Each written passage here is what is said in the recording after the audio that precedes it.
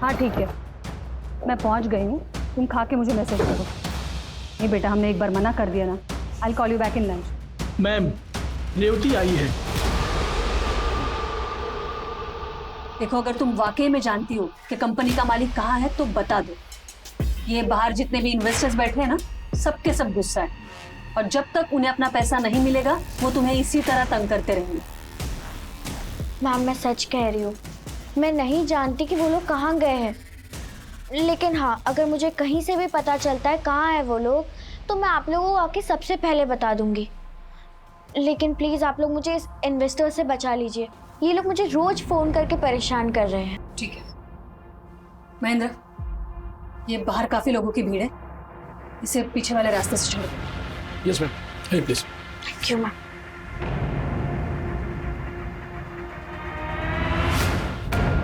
हो गए tiffin ready? क्या कर रहा है? हाथ चला ना फटाफट। राघव, उधर क्या कर रहा है? आ जल्दी। आया आया मैडम। ये टिफिन भिजवा देना शर्मा जी के पास, और ये अरेरा कॉलोनी में। मैं आती हूँ। हाँ। क्या कर रहे हैं? फटाफट हाथ चला ना। ओ गुप्ता जी का भी डिलीवरी देने का, जा जल्दी।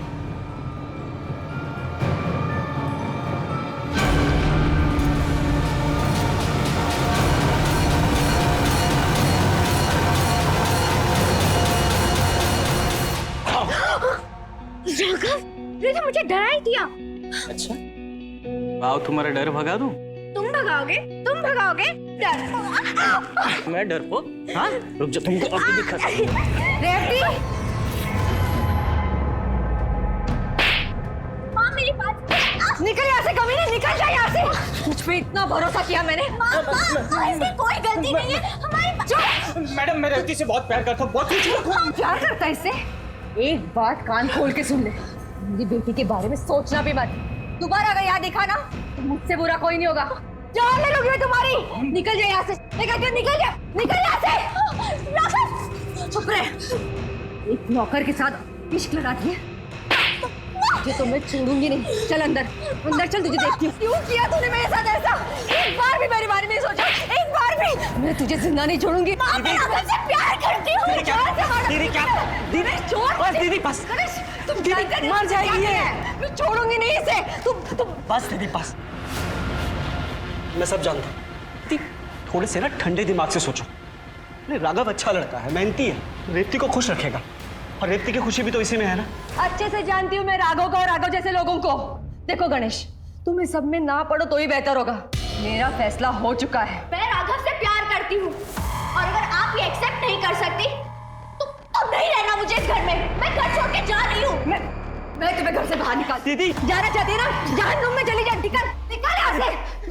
दीदी क्या कर रही हो? अरे कहाँ जाएगी वो? कहीं भी जाने दे, लेकिन अब इस घर में उसके लिए कोई जगह नहीं है। आप तो ठीक है दीदी, मैं रेवती को थोड़े दिन के लिए अपने घर ले जाता हूँ। आप ना अपना एक गुस्सा थोड़ा सा कम कर लो और अच्छे दिमाग से सोचो। हम इस बारे में बाद में बात करते ना बाद में ना अभी। अब इस बारे में कभी बात नहीं होगी। और एक बात तुम भी कान खोल के सुन लो गणेश, अगर तुमने रेवती की मदद करने की कोशिश की या उसे अपने घर ले गए तो तुम्हारा और मेरा रिश्ता खत्म। मुझे कोई जरूरत नहीं तुम दोनों की, तुम दोनों दफा हो जाओ। जाओ यहाँ से गणेश, चले जाओ यहाँ से।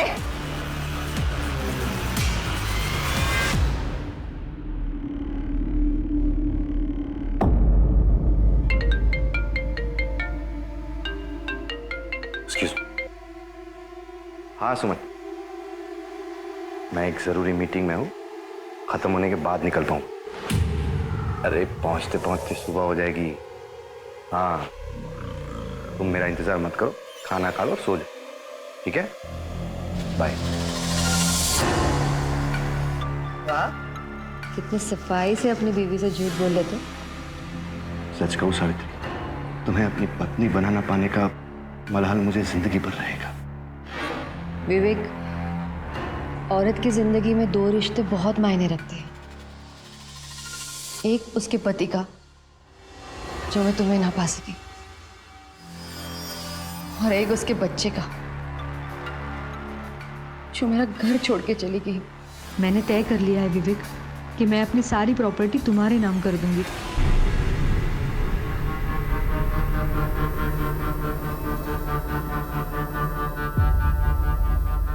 तो सावित्री जी, क्या आपने फैसला कर ही लिया है कि आप अपनी सारी प्रॉपर्टी विवेक जोशी के नाम करना चाहती हैं? जी हाँ। वाह माँ वाह। हाँ, मुझे लगता है कि आप मेरा ही बाहर जाने का इंतजार कर रही थी। पूरी प्रॉपर्टी अपने बॉयफ्रेंड के नाम कर रहे हो। रेवती, अपनी जुबा को काबू में रख। चलो, एक अच्छी बात हो गई। इतने साल छुप छुप कर मिले तो इसका कुछ तो फायदा हुआ आपको Vivek uncle. Good for you, congratulations. दीदी अभी सही नहीं कर रही। चुप रहो। तुम दोनों अभी के अभी यहाँ से निकल जाओ, निकल जाओ यहाँ से।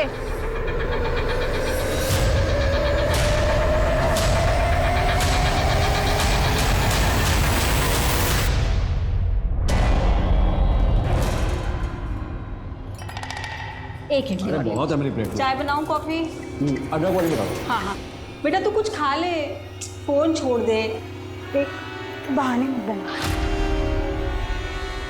मुझे मिला है, मुझे बस बहुत ज़रूरी काम है। मामा, मैं जॉब इंटरव्यू देने जा रही हूँ। अरे वाह बेटा, all the best. Thank you. Mummy, पापा, मैं कॉलेज जा रही हूँ। अरे रेवती सुन। अरे बेटा विद्या, तू जा रही है ना बाहर, तो रेवती को ऑटो स्टैंड तक छोड़ जाना। अरे पापा। अरे क्या तू जा ही रही है ना, छोड़ दे उसे। रेवती इसके साथ जा। मुझे पसंद नहीं है तेरे साथ बाहर जाना, तो तू मना नहीं कर सकती थी? मैं क्या कहूँ, तो मामा जी नहीं कहा।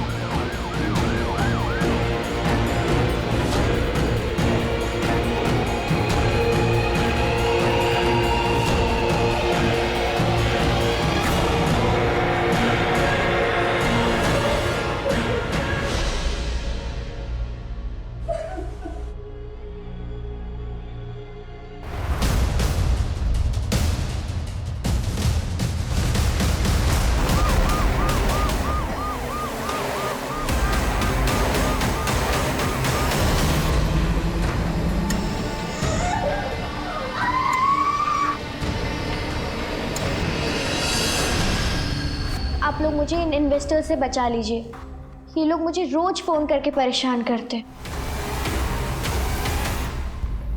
ये आपकी भांजी रेवती आपके घर में रहती है या फिर किसी काम से आई थी आपके घर? मैडम वो बस। गणेश मामा, क्या हुआ रेवती को? वो ठीक तो है ना? मामा कुछ तो बोलो, क्या हुआ रेवती को?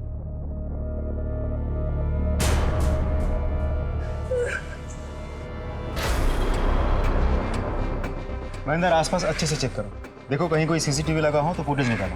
अब तक मैं लोगों से बात करता हूँ। सर, तुमने अटैकर्स को देखा था?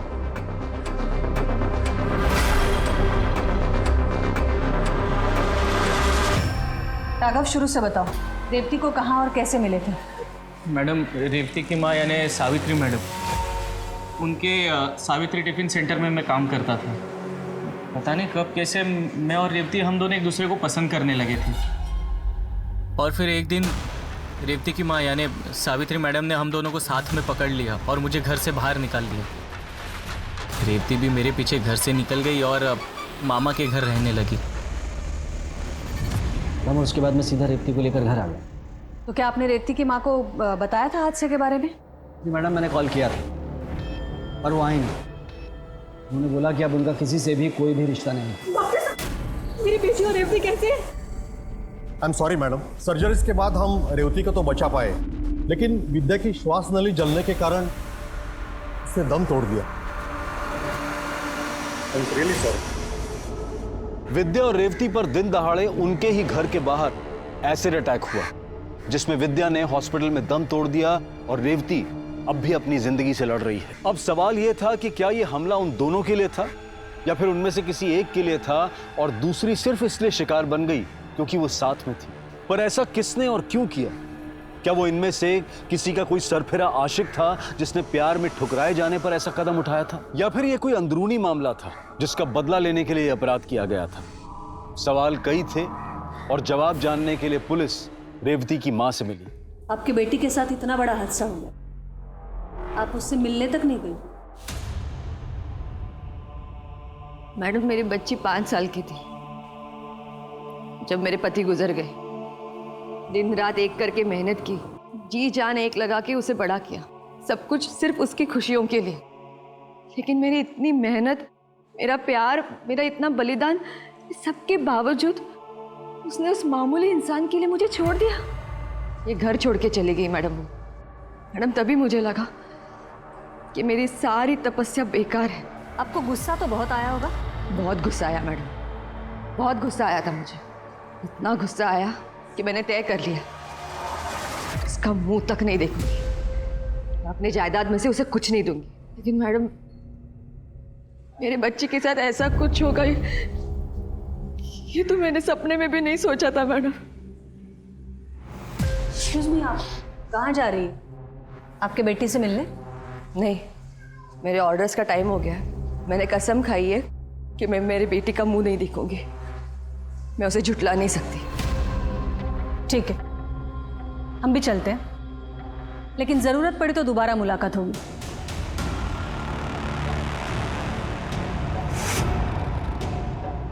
मैम, एक माँ इतनी कठोर कैसे बन सकती है? उन्हें को तो कुछ भी हो सकता है। ये पुलिस की नौकरी में इतने मोड़ देखे हैं श्रीवास्तव, ये विश्वास नहीं होता है कि जो हम देख रहे हैं वो सच भी हो सकता है। एनीवे, इस पर नजर रखो।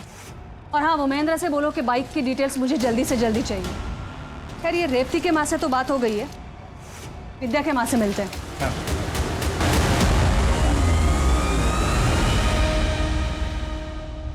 सवाल ही पैदा नहीं होता मैडम, मेरी बेटी का कभी किससे कोई झगड़ा हुआ ही नहीं, वो तो सबकी दुलारी थी।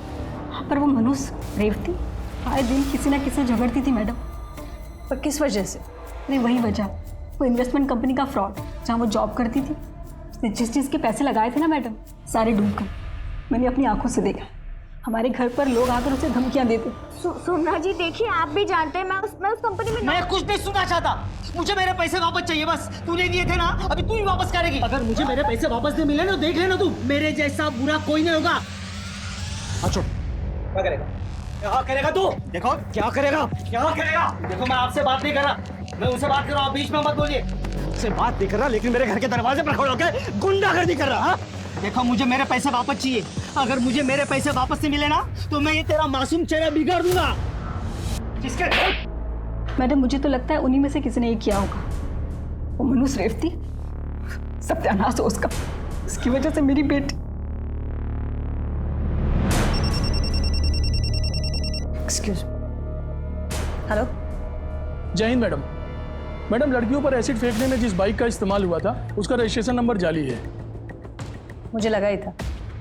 बाय द वे, नंबर किसका है? श्यामा हिल्स में रहने वाले किसी शंकर पाटिल के नाम पर रजिस्टर्ड है। एक बात और मैडम, मुझे पता नहीं क्यों ऐसा लग रहा है कि उनका इस केस से कोई कनेक्शन नहीं है। जाहिर है, नंबर जाली है तो कनेक्शन हो नहीं सकता। एक काम करो, सारे खबरियों को एक्टिवेट करो और जितने भी नंबर प्लेट बनाने वाले हैं शहर में, सबकी लिस्ट बनाओ। ठीक है मैम। श्रीवास्तव, एक काम करो, ये विद्या और रेवती, इनके सारे दोस्तों की लिस्ट निकालो, सबसे पूछताछ करो, शायद कोई लीड मिल जाए।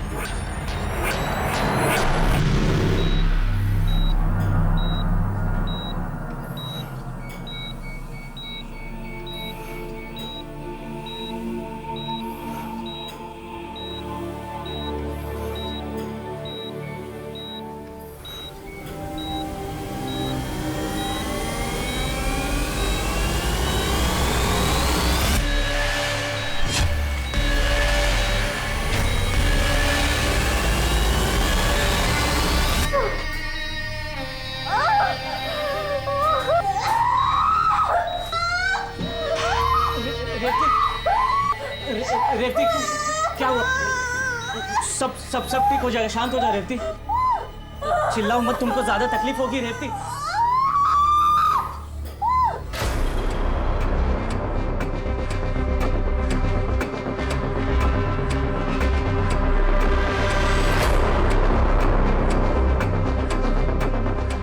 अपना तुम विद्या की बेस्ट फ्रेंड हो, देखो मैं तुम्हारा दर्द समझ सकता हूँ, लेकिन विद्या पे जिसने भी एसिड अटैक किया है उसे या उन्हें पकड़ने के लिए हमें कुछ जानना बहुत ज़रूरी है। पर वो अटैक के कुछ दिनों पहले कॉलेज के बाद क्या प्रोग्राम है तेरा? मेरा कुछ खास नहीं, तू बता अपना।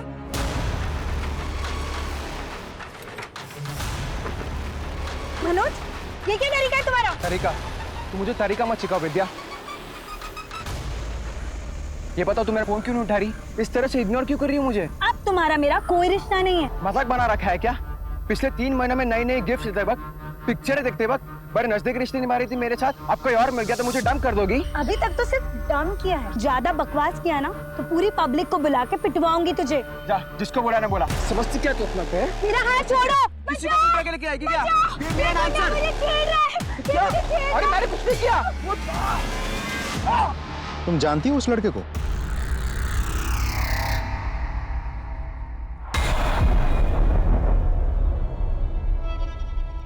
माताजी, आपके इस नालायक बेटे को कुछ समझाइए। मनोज, तू आइंदा ऐसा कुछ भी किया ना तो मैं खुद तुझे जेल में डाल के ना हाथ पैर तोड़ दूंगा, मार मार के। वकील साहब के पेपर्स देखे ना आपने? सब ठीक है ना? तो ज्ञान देना बंद कीजिए आप। माताजी देख लिया, इसी की जिम्मेदारी ले रहे थे ना आप। आपको जो करना था आपने कर लिया, अब आप मुझे बांध कर ही रख सकते हैं आप। मैं बाहर जा रहा हूँ, हमें को क्या करना है क्या नहीं करना मुझे अच्छे से पता है।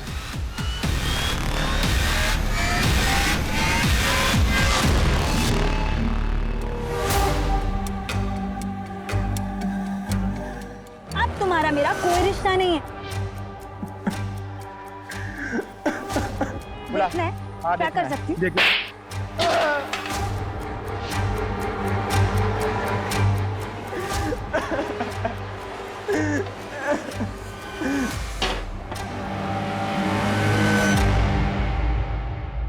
वो नंबर प्लेट तुमने बनाई थी? जी मैडम। बनवाई किसने थी? 2 जवान लड़के आए थे बनाने के लिए उसको, लेकिन उनका नाम नहीं जानता। देखोगे तो पहचान जाओगे? कोशिश करूंगा मैडम। ठीक है। रेवती को धमकी देने वाला ऑटो ड्राइवर और विद्या के साथ झगड़ा करने वाला मनोज पोटे दोनों गायब थे। पुलिस के लिए ये समझ पाना काफी मुश्किल हो रहा था कि आखिर हमला किस पर हुआ था, रेवती पर या विद्या पर। और तभी विद्या के कॉल रिकॉर्ड से और उसके मोबाइल फोन में मिले वीडियो से एक चेहरा सामने आया। वो था नकुल मोहिते। नकुल, विद्या को कैसे जानते हो? जी मैं एक ऑनलाइन डेटिंग ऐप के थ्रू से जानता था और कभी कभी हमारे से चैट होती थी। ये सिर्फ चैट होती थी या फिर और कुछ? हमारे बीच चैट होते तो हमारे बीच एक स्पेशल फीलिंग डेवलप हो गई थी। महेंद्र, थोड़ा इसकी स्पेशल फीलिंग दिखाओ इसे। इस तरीके की फीलिंग तुम्हें आती थी कि विद्या को ये ऐसी तस्वीर भेज सको? मैडम ये फोटोज? तू बोल आगे। जी हाँ, मैं और विद्या अक्सर late night intimate video chat करते थे, पर आजकल तो ये नॉर्मल है। तो मान लेते हैं ये सब नॉर्मल है, ऐसा कुछ है जो नॉर्मल नहीं था तेरे और विद्या के बीच? नहीं मैडम, ऐसा तो कुछ नहीं था।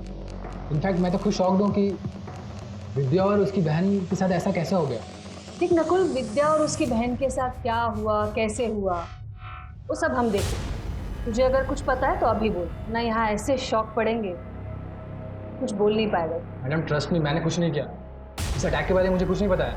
विद्या की बहन को तो मैं जानता तक नहीं।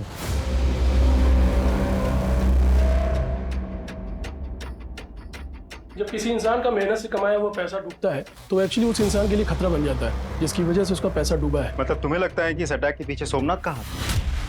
हाँ सर, क्योंकि उसने रेवती का चेहरा बिगाड़ने की धमकी भी दी थी। लेकिन मुझे लगता है कि प्यार में ठुकराया इंसान ज्यादा खतरनाक होता है। यहाँ एक सबसे इंपॉर्टेंट बात है तेजाब। तेजाब से चेहरा जलाने की कोशिश की गई थी madam. Ma'am, crime of passion नहीं तो और क्या हो सकता है? विद्या ने मनोज के प्यार को ठुकराया, उसे लोगों से पिटवाया, जलील किया। इसका एक आफ्टर इफेक्ट तो होना ही था। इसका मतलब है महेंद्र का शक है सोमनाथ पर और तुम्हारा मनोज दुबे पर। लेकिन ये तो तभी साबित होगा जब ये दोनों हमारे हाथ लगेंगे। श्रीवास्तव, एक काम करो, इन दोनों की तस्वीरें अखबार में छपवाओ, सारे खबरियों को काम पर लगाओ। इसकी एक एक डिटेल मुझे चाहिए और जो भी इनकी इन्फॉर्मेशन देता है उसे इनाम की घोषणा कर दो। ये दोनों मुझे हर हाल में चाहिए।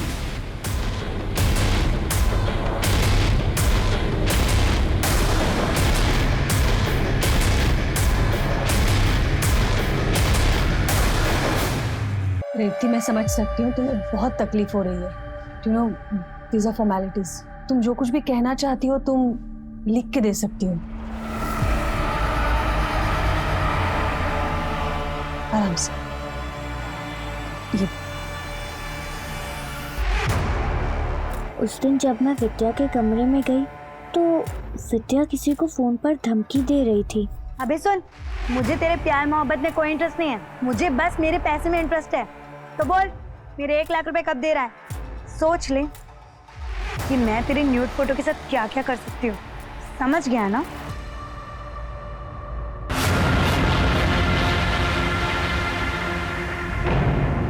हुआ क्या है, कुछ तो बताइए। और ये क्या ढूंढ रहे हैं आप यहाँ? सर, आप इस तरह हमारे बेटे के कमरे की तलाशी नहीं ले सकते। आपको यहाँ कुछ नहीं मिलेगा। कुछ हुआ है तो बताइए आप। सर, ये देखो, कुछ पैसे और पेन ड्राइव। आपने तो कहा था हमें कुछ नहीं मिलेगा, हमें तो बहुत कुछ मिल गया। अब बताएंगे ये पैसे आपके पास कहाँ से आए? आपने ये पैसे विद्या को दिए थे?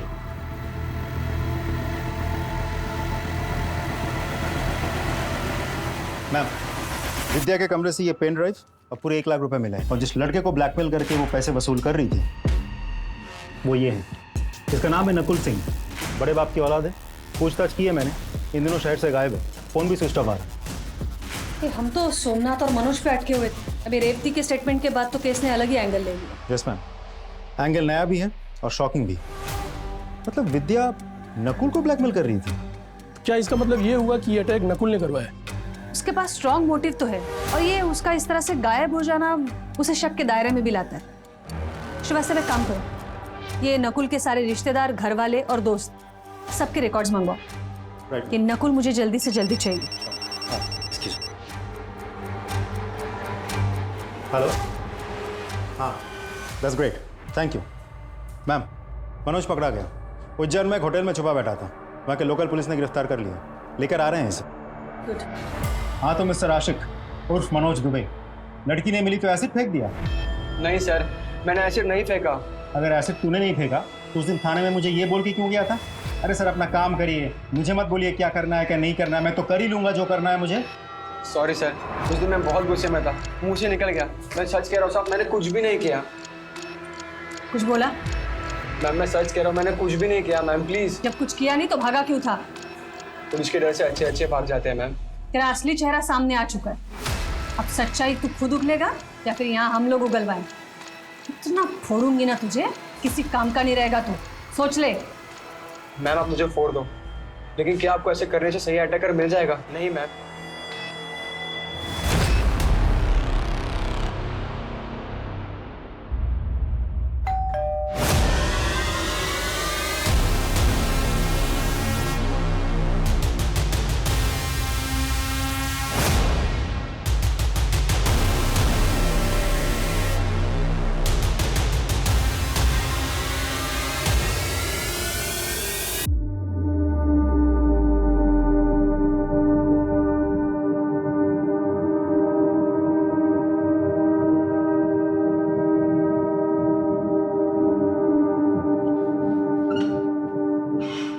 रेवती, ठीक तो?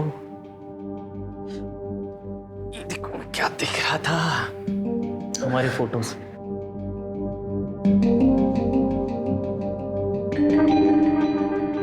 याद है तुमको ये टी शर्ट तुमने मुझे गिफ्ट किया था? चलो एक और सेल्फी लेते हैं। हाँ,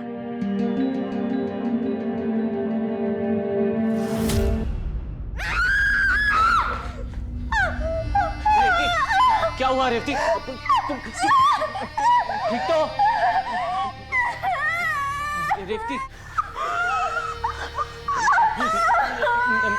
नहीं रेवती, शांत हो जाओ प्लीज, प्लीज प्लीज शांत हो जाओ Revathi. Revathi please please please please शांत हो जाओ रेवती, प्लीज। रेवती तुमको दर्द होगा।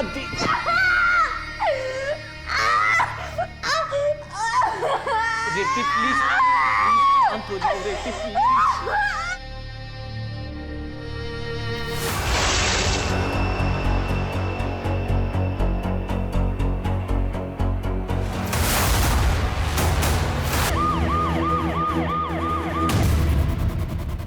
श्रीवास्तव बहुत ही बेरहमी से मारा गया है इसे। शायद 1-2 बार में मर गया होगा, लेकिन फिर भी कम से कम 20-25 वार किए गए हैं। ये बॉडी का पंचनामा करके पोस्टमार्टम के लिए भेजो और आजू बाजू वालों से पूछताछ करो, देखो कुछ मिलता है क्या। मैम,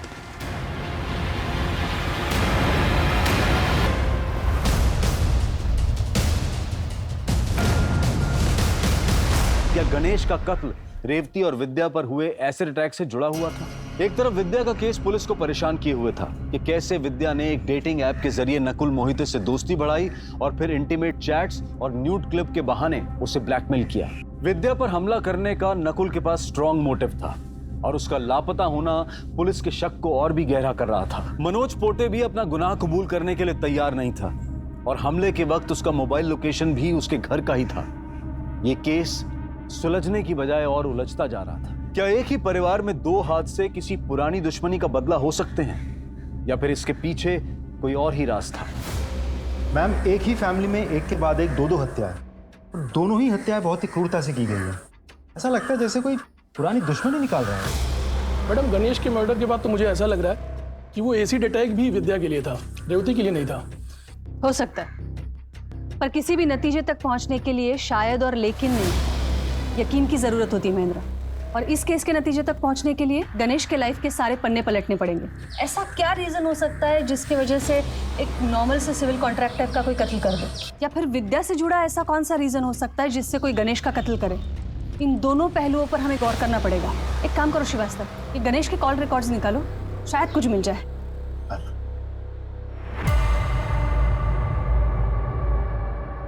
सुधा जी, मैं समझ सकती हूँ आप एक गहरे सदमे में हैं, लेकिन फिर भी कातिल को पकड़ने के लिए ये पूछताछ करना बहुत ज़रूरी है। जी, आपको किसी पर शक है? शक?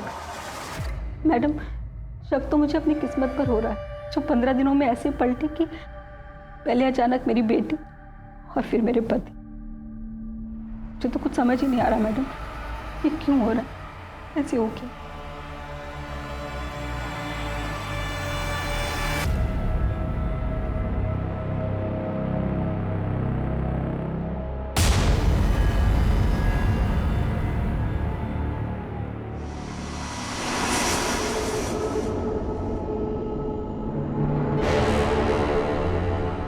मैडम, मैं जानता हूँ कि आप हम दोनों को यहाँ देखकर खुश नहीं हैं, लेकिन रेवती के लिए ये बहुत ही मुश्किल समय है।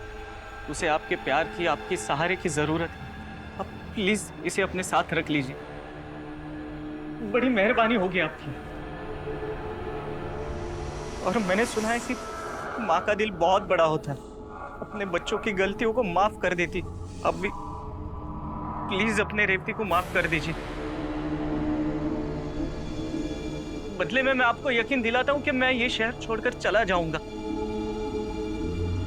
प्लीज।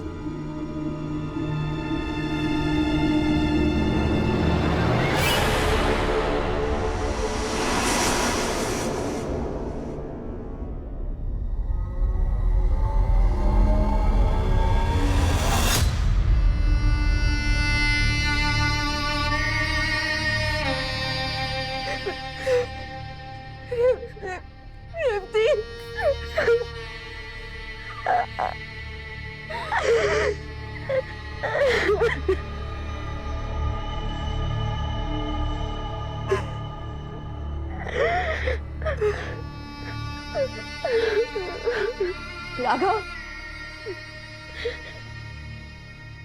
शादी करोगे मेरे रेवती से?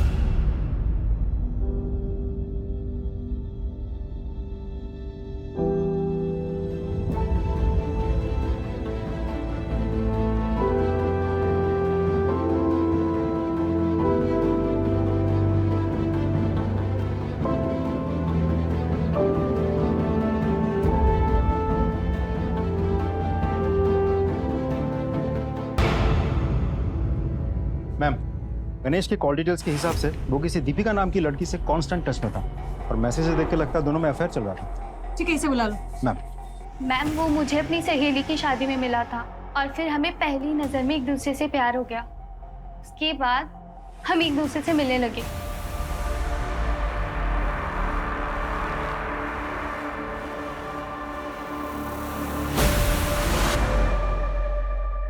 हमारे बीच सब अच्छा चल रहा था, लेकिन अचानक गणेश मुझे इग्नोर करने लगा। ना मुझसे मिलता, ना मेरा फोन उठाता। तो इसलिए तुमने गणेश को मार दी? नहीं मैम, मैं उसे क्यों मारूंगी। ठीक है, तुम जा सकती हो।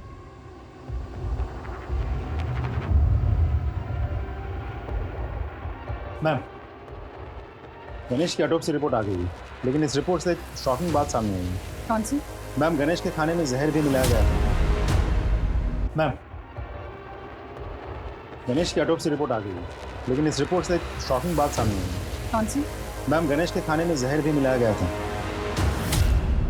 इसका मतलब है वो जब घर से खाना खा के निकला था तभी उसे जहर दिया गया था। वास्तव में गणेश के बारे में हमें और इन्फॉर्मेशन चाहिए, और ये इन्फॉर्मेशन हमें दे सकती है रेवती। तुम ये दीपिका पे नजर रखो, उसके सारे कॉल रिकॉर्ड्स निकालो। रेवती से मैं बात करती हूँ। महेश मामा को हेल्थ प्रॉब्लम्स थी, उनका लिवर जवाब दे चुका था, इसीलिए उनको बाहर का खाना बना था।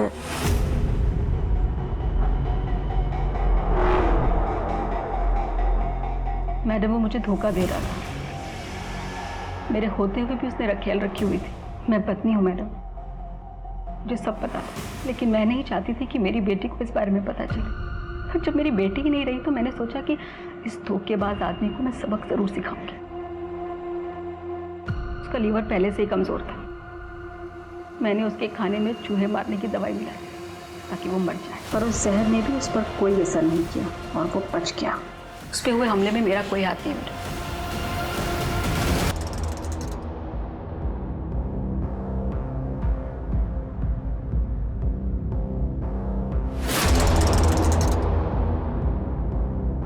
बाइक चाय देना।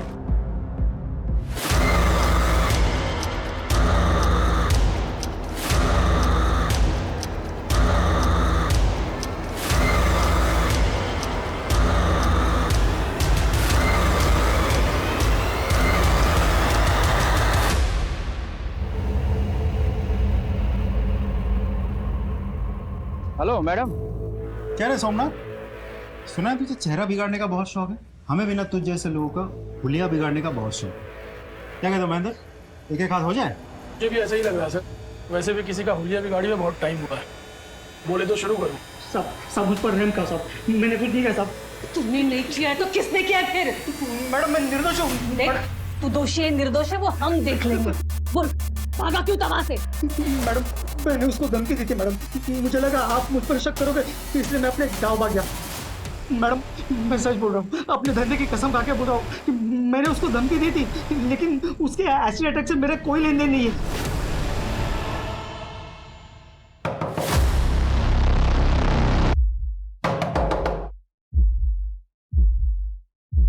सोमनाथ जी आप? तुम्हें क्या लगा हाँ? तू अपनी माँ का घर छोड़कर यहाँ छुप जाओगी तो मैं तुझे ढूंढ नहीं पाऊंगा। देखिए ऐसी बात नहीं है, मैं तो यहाँ पर। मुझे कुछ नहीं सुना, मैंने तुम्हारे कहने पर पैसे लगाए, मुझे मेरे पैसे वापस चाहिए। सोमनाथ जी देखिए, आप भी जानते हैं मैं उस कंपनी में। मैं कुछ नहीं सुनना चाहता, मुझे मेरे पैसे वापस चाहिए बस। तूने दिए थे ना, अभी तू ही वापस करेगी। अगर मुझे मेरे पैसे वापस नहीं मिले ना तो देख लेना तू, मेरे जैसा बुरा कोई नहीं होगा। अच्छा क्या करेगा, क्या करेगा तू? देखो क्या करेगा, क्या करेगा। देखो मैं आपसे बात नहीं कर रहा, मैं उनसे बात कर रहा हूँ, बीच में मत बोलिए। मुझसे बात नहीं कर रहा, लेकिन मेरे घर के दरवाजे पर खड़े होकर गुंडागर्दी कर रहा है। देखो मुझे मेरे पैसे वापस चाहिए, अगर मुझे मेरे पैसे वापस नहीं मिले ना तो मैं ये तेरा मासूम चेहरा बिगाड़ दूंगा।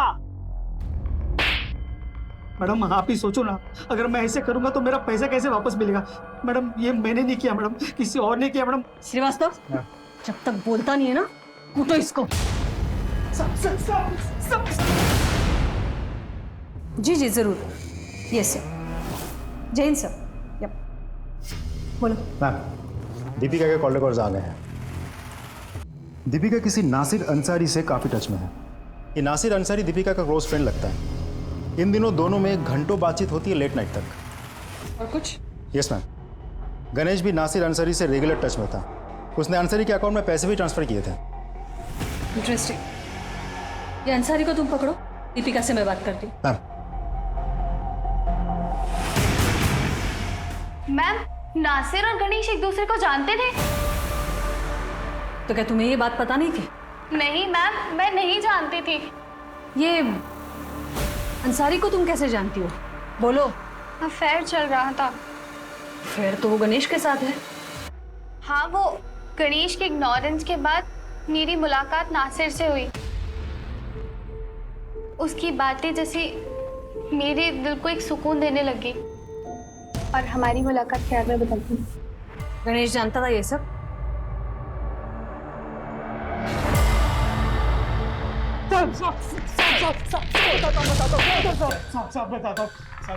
गणेश ने मुझे दीपिका के पीछे भेजा था साहब। साहब दीपिका बहुत बड़ी अटेंशन सीकर है साहब, और गणेश का मन भी दीपिका से ऊब गया था साहब। साहब उसने मुझे पैसे दिए और कहा कि दीपिका को पटा लो। साहब हमारा प्लान था कि वो हम दोनों को रंगे हाथों पकड़ेगा और फिर वो दीपिका से छुटकारा पालेगा साहब।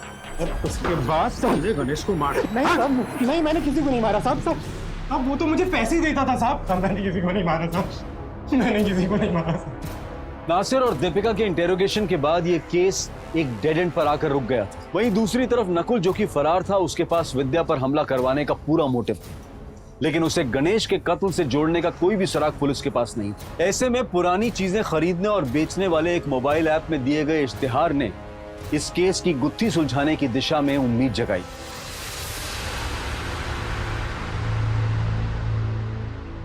मैम, साइबर सेल से खबर मिली है कि किसी ने शंकर पाटिल की सेम बाइक नंबर का ऐड दिया है एक ऐप में जो एसिड अटैक में इस्तेमाल हुई थी। कॉन्टैक्ट डिटेल्स है? Yes ma'am. कॉल लगा। हेलो, हाँ भाई, तूने जो बाइक का ऐड दिया था ना ऐप में, उसी सिलसिले में फ़ोन किया था। अच्छा सुन, मुझे मनीष नगर सिग्नल के बगल में मिल। Okay done ma'am.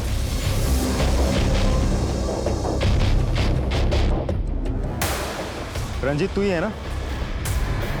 चल।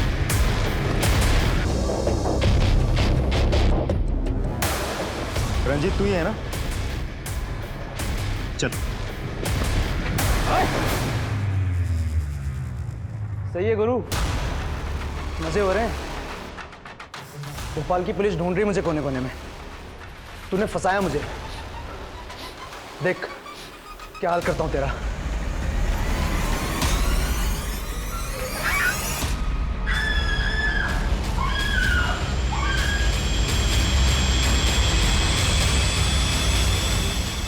क्या हुआ? रेवती डोंट वरी, एसिड नहीं है वो, पानी है। यही राघव का असली चेहरा है। यही है वो जिसने तुम्हारा चेहरा खराब किया है। वैसे तो हम पुलिस वालों को ड्रामेबाजी बिल्कुल पसंद नहीं है, पर तुम्हारी आंखें खोलने के लिए ये सब करना पड़ा।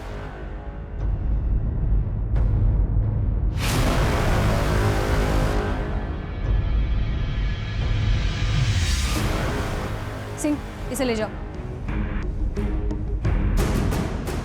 तो मिस्टर राघव, आपकी असलियत तो खुल चुकी है।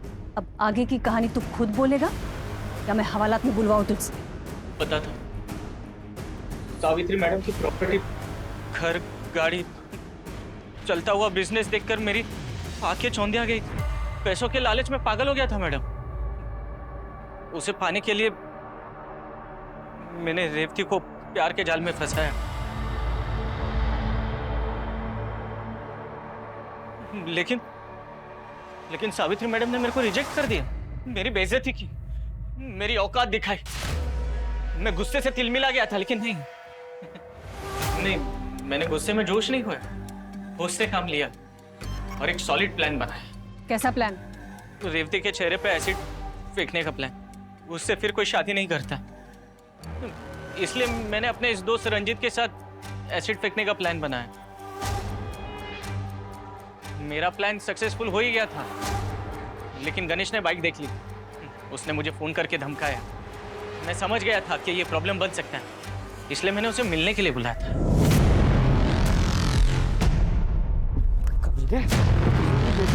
चल पुलिस के पास। अब तू क्या मेरे को पुलिस के पास लेके बचेगा तब पुलिस के पास।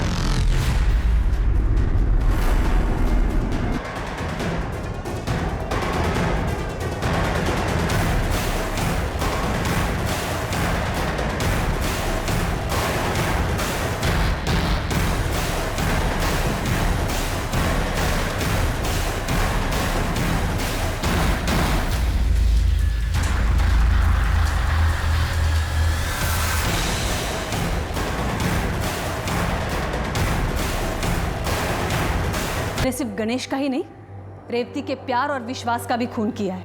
एक औरत हूं इसलिए जानती हूं औरत का विश्वास टूटता है तो कैसे फील होता है। तूने इसके चेहरे के साथ साथ इसके विश्वास को भी तार तार कर दिया है। कि तुझे कम से कम फांसी की सजा तो जरूर दिलवाऊंगी।